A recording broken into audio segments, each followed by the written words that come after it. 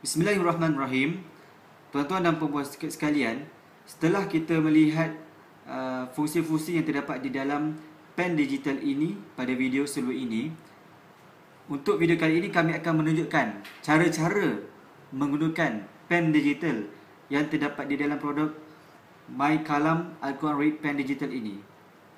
Untuk memulakan fungsi pen digital ini, anda boleh tekan butang yang pertama ini dengan lama.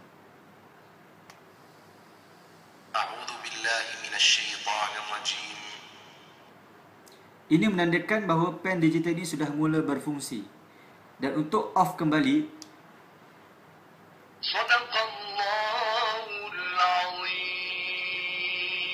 tekan dengan lama sekali lagi. Butang yang pertama ini mempunyai dua fungsi, iaitu untuk butang on off memulakan fungsi pen ini, dan yang kedua untuk memperdengarkan MP3.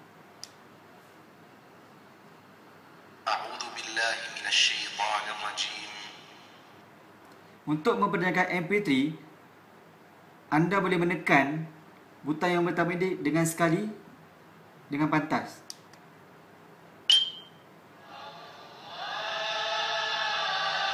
Ini menandakan bahawa MP3 telah bermula.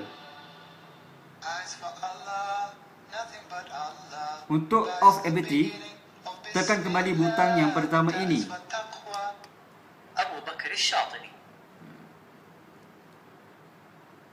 Manakala butang yang kedua ini digunakan untuk play ataupun off bacaan. Sebagai contoh, sekiranya saya sentuh pada surah ini, saya tekan, pen ini akan pause bacaan tersebut, dan sekiranya kita tekan kembali,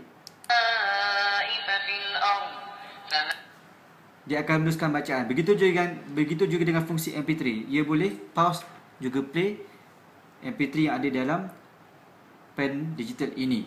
Seterusnya ialah butang ketiga, merupakan fungsi untuk menukar bacaan qari ataupun tafsir yang terdapat di dalam produk ini, di mana seramai 7 qari yang telah diluluskan oleh JAKIM boleh kita perdengarkan bacaannya menggunakan pen digital ini. Sebagai contoh, Ibrahim Abdul Rahman As-Sidis, Mahir Al-Ma'ikli. Ini merupakan senarai qari-qari Musharib Al-Rashid Al-Afasi yang boleh kita perdengarkan bacaan tersebut. Sekiranya anda telah menekan butang ini, anda boleh tersentuh di sini sebagai contoh. Sa'ad Al-Ghamdi,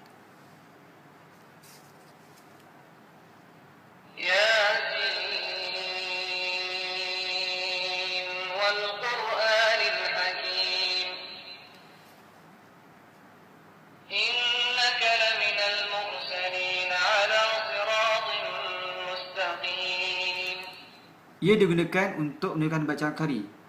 Selain itu, ia juga boleh digunakan untuk memperdengarkan tafsir, sama ada dalam bahasa Melayu, bahasa Indonesia ataupun bahasa English. Sebagai contoh, bahasa English, Yasin, by the Quran full of wisdom. Truly you, O Muhammad, are one of the messengers. Abdul Rahman Al-Hudayfi, Muhammad Ayyub. Al-Lughatul Maliziyah. Sebagai contoh untuk bahasa Melayu, Yasin, demi Al-Quran yang mengandungi hikmat-hikmat dan kebenaran yang tetap kukuh. manakala untuk bahasa Indonesia, Al-Lughatul Maliziyah, Al-Lughatul Indonesia. Yasin. Dan ketika mereka berkata, kami beriman kepadanya, namun bagaimana mereka dapat mencapai keimanan dari tempat yang jauh? Dan sungguh, mereka telah mengingkari Allah sebelum itu, dan mereka mendustakan tentang yang gaib dari tempat yang jauh demi Al-Quran yang penuh hikmah. seterusnya butang yang keempat ini digunakan untuk merakam suara anda.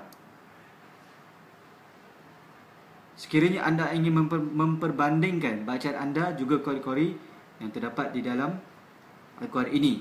Tuan-tuan dan puan sekalian, anda boleh menekan butang yang ketiga ini untuk menukar bacaan qari ataupun terjemahan.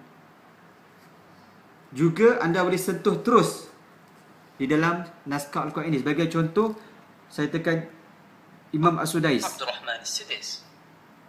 ياسين والقرآن الحكيم